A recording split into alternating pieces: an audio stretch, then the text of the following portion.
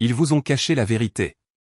Depuis la nuit des temps, des êtres immenses ont foulé la terre. Ce ne sont pas des mythes. Ce sont des vérités dissimulées dans nos textes anciens. Dans les contes, et même dans les archives classifiées. Adam, le premier homme selon la tradition, mesurait plus de 30 mètres. Il parlait aux anges. Et dominait la nature par sa simple voix. Moïse, d'après certains récits anciens, dépassait les 3 mètres. Et portait seul les tables de la loi, gravées dans une pierre que nul homme ne pouvait soulever. Et le petit-fils de Noé, Ogé, roi de Bachan, était un géant si grand qu'il aurait survécu au déluge. En marchant dans les eaux. Ou en s'agrippant à l'arche. Son lit de fer mesurait 4 mètres. Ce détail est dans la Bible. Il n'a jamais été effacé. Mais il a été ignoré. Avant le déluge, la terre était habitée par des peuples entiers de géants. Les Néphilim, les Rephaïm, les Anakim. Des êtres nés d'union interdite, entre les fils des cieux et les filles des hommes. Des hybrides. Des titans. Et après le déluge, certains ont survécu. Réfugiés dans les montagnes. Dissimulés dans les cavernes du monde. En 2002, des soldats américains affirment avoir tué un géant de plus de 4 mètres.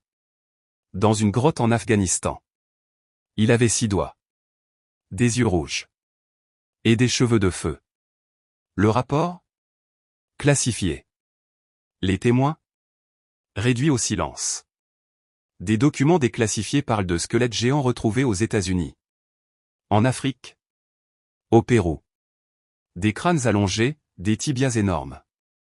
Et des preuves stockées, puis effacées. Par les plus grands musées du monde. Et pourtant, certaines vérités résistent aux mensonges. En Afrique de l'Ouest, un jeune prince infirme nommé Sundiata Keita se leva un jour et déracina un baobab à main nue pour nourrir sa mère. Ce n'est pas une légende. C'est un fait transmis par les griots. Un souvenir d'un homme aux origines anciennes. Même dans les contes, la mémoire est restée. Jacques et le haricot magique.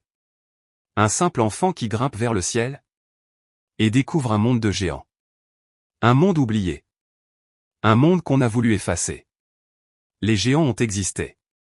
Certains ont combattu aux côtés des hommes. D'autres sont devenus leurs ennemis. Puis, on les a chassés. Massacrés. Jusqu'à l'extinction. Mais la vérité, elle, est restée tapie dans l'ombre. Car la mémoire ne meurt jamais. Et ceux qui savent, cherchent encore.